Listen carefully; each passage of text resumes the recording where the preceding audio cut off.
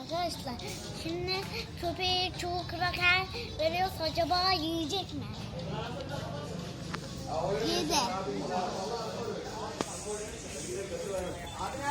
Başka verecek misin? Başka da vereceğiz arkadaşlar.